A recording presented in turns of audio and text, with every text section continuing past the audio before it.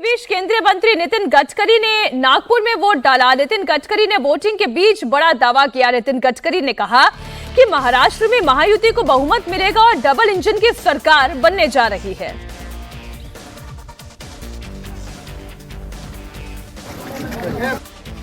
महाराष्ट्र ये देश का एक प्रगतिशील, समृद्ध और संपन्न राज्य है और ये राज्य को सबसे ज्यादा फॉरेन इंडस्ट्रियल डेवलपमेंट अच्छी हो रही है और सबसे इम्पोर्टेंट बात है कि महाराष्ट्र में खेती भी बहुत अच्छे तरीके से, एग्रीकल्चर एक्सपोर्ट भी बढ़ रहा है। तो देश के लिए एक रोल मॉडल है और इसलिए महाराष्ट्र के विकास के लिए और यहाँ के गांव, गरीब मजदूर, किसान के कल्याण के लिए अच्छी सरकार और अच्छा नेतृत्व यही महाराष्ट्र के भविष्य को बदल सकता है।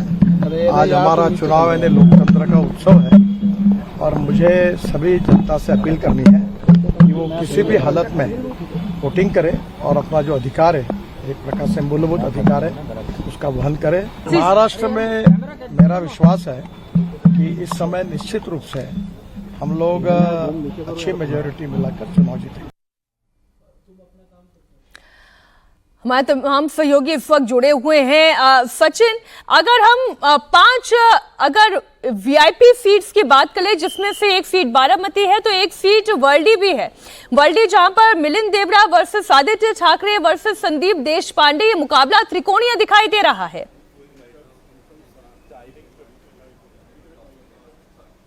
जी बिल्कुल, महाराष्ट्र में करीबन दर्जन भर ऐसे सीटें हैं जहां पर वीआईपी मुकाबले हो रहे हैं, जिसमें वर्ली की एक सीट भी है जहां आदित्य ठाकरे, मिलिंद देवरा और संदीप देशपांडे इनके बीच मुकाबला है। इसकी पड़ोस वाली एक सीट है माहिम, जहां पर राज ठाकरे के बेटे जो है वो चुनाव लड़ रहे हैं। उनके खिलाफ सदा सनवरकर जो है शिंदे शिवसेना से मौजूदा विधायक है वो है, और वहाँ पर उद्धव ठाकरे की शिवसेना से महेश सावंत वो भी है। अमित ठाकरे के खिलाफ जो है वहां पर भी त्रिकोणीय मुकाबला देखने मिल रहा है। नागपुर की बात करें तो वहां देवेंद्र फडणवीस उनके खिलाफ जो है कांग्रेस के प्रफुल्ल गुर्दे ये चुनाव लड़ रहे हैं। वो भी काफी इंटरेस्टिंग मुकाबला है क्योंकि वहां पर जातीय समीकरणों को लेकर खासा माहौल एक तरह से बना हुआ है कांग्रेस ने। इसके अलावा पांच पखाड़े की सीट, कोपरी की सीटें ठाणे की मुख्यमंत्री को इस बार उनके जो गुरु है आनंद दिघे, उनके भतीजे ने केदार शिंदे ने जो है वो चुनौती दी है और वहां पर कांग्रेस की भी एक बागी उम्मीदवार खड़े हैं, जिसके कारण एकनाथ शिंदे की राह थोड़ी आसान मानी जा रही है। लेकिन इस बार राजन विचारे ने भी वहां पर जोर लगाया हुआ है। जो पिछली बार लोकसभा चुनाव में वो सीट जो है उद्धव शिवसेना हार गई थी। तो ऐसी कई सारी सीटें हैं और खासतौर पर आप जिस एक और सीट की बात करें, नागपुर दक्षिण पश्चिम, जहां से देवेंद्र फडणवीस लगातार चुनाव जीतते आ रहे हैं। पिछले 3 चुनाव तो उन्होंने जीते ही और अगर चौथी बार ये चुनाव वो जीत जाते हैं और पिछला चुनाव खासतौर पर 2019 के चुनाव की बात करें तो 49,000 वोटों से उन्होंने जीता था और ये बड़ी जीत थी। हालांकि उन्हें जो कॉम्पिटिशन दे रहे हैं प्रफुल्ल, उनकी भी स्थानीय मुद्दों पर अच्छी पकड़ है, लेकिन कितने कामयाब हो पाते हैं ये जनता तय करेगी। हमारे सहयोगी बारामती से जुड़े हुए हैं समीर भी से। समीर, अगर उस पूरे बेल्ट की बात कर लें तो इस पूरे इलाके में जो सबसे बड़ा प्रभुत्व है वो शरद पवार का, इस पवार फैमिली का पावर यहां पर काम करता रहा है। लेकिन हाल के दिनों की जो तस्वीरें हमने देखी उसके बाद ऐसा समझ में आ रहा है कि भले ही परिवार अलग हो गया हो, पार्टी अलग हो गया हो, लेकिन कहीं ना कहीं एक सिंपैथी फैक्टर अभी भी शरद पवार के साथ काम कर रहा है। तो क्या वो आप भी महसूस कर पा रहे हैं कि वाकई वहां पर इस तरीके की वेव है? बिल्कुल मीनाक्षी, यहाँ पे 2 वेव्स हमें साफ साफ दिखाई देती है। अब कौन सी वेव काम करेगी देखना बहुत लाजमी होगा। पहले तो वो सिंपैथी वेव है क्योंकि इतने वर्षों से अजय शरद पवार जो है वो बारामती का प्रतिनिधित्व करते रहे हैं। उन्होंने कमान अजीत पवार के हाथ में सौंप दी। खुद कहते हैं कि बीते 30 वर्षों से वो इस इलाके का, बारामती का प्रतिनिधित्व कर रहे हैं। लेकिन अब नए पीढ़ी के हाथ में ये पूरी कमान सौंपने की ज़रूरत है और वो युगेंद्र पवार का नाम उन्होंने आगे किया।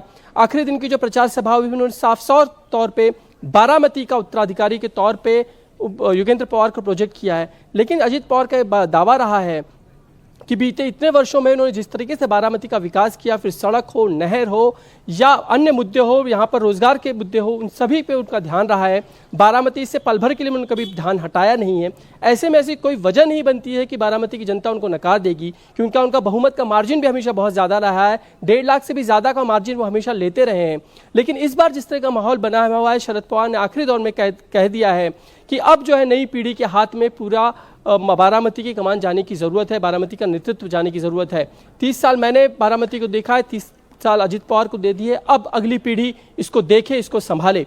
तो कहीं ना कहीं शरद पवार नहीं, लेकिन उससे बीच में ये बिटकॉइन की खबर सामने आ जाना या फिर वो कैश फॉर वोट जो विनोद तावड़े का रिएक्शन इस पर सामने आया, वो नोट लहराती हुई तस्वीरें सामने आई, ये दोनों मुद्दे ऐसे हैं दिनेश, क्या मतदान से ठीक पहले उठे ये दोनों मुद्दे जनता के बीच में टॉकिंग पॉइंट है भी, या पिछले इतने दिनों से जो मुद्दे चल रहे हैं उनके लिए वही महत्वपूर्ण है? दिनेश,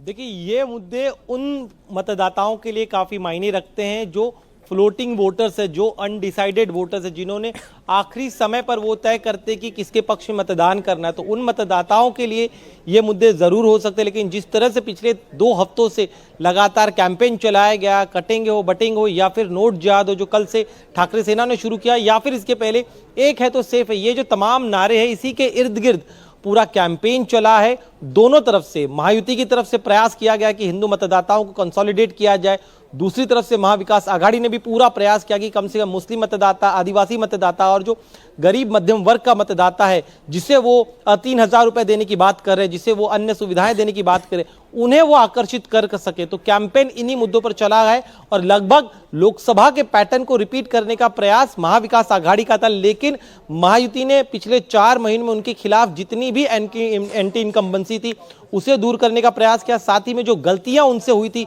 लोकसभा चुनाव के दौरान उन तमाम गलतियों को सुधारने का प्रयास किया गया। एक बाकायदा बड़े पैमाने पर कोर्स करेक्शन किया गया।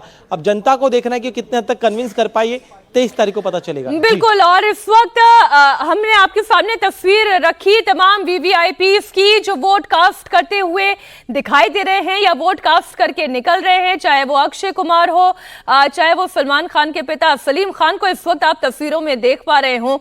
इस वक्त देशमुख परिवार भी, रितेश देशमुख अपनी पत्नी जेनेलिया डिसूजा के साथ वोट करते हुए दिखाई दे रहे हैं।